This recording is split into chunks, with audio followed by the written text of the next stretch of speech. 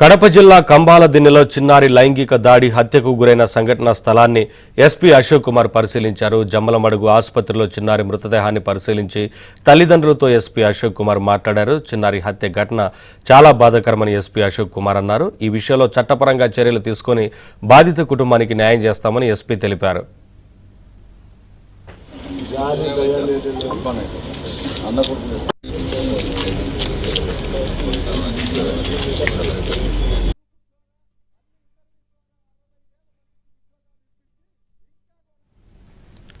నిన్న కంబాల దిన్నెలో 3 ఏళ్ల చిన్నారిపై ఓ యువకుడు లైంగిక దాడి చేసి హత్య చేశాడు. అనంతరం ఆ చిన్నారి మృతదేహాన్ని నిందితుడు ముళ్లపొదల్లో పడేశాడు. ఓ పెళ్లి కార్యక్రమానికి దంపతులు వచ్చారు. అయితే ఈ ఘటనతో చిన్నారి కుటుంబంలో విషాదం నెలకొంది.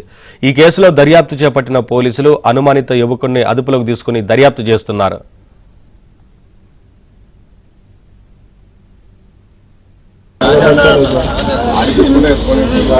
ఘోరంగా ప్రవర్తించి జాలి దయలేదు అన్న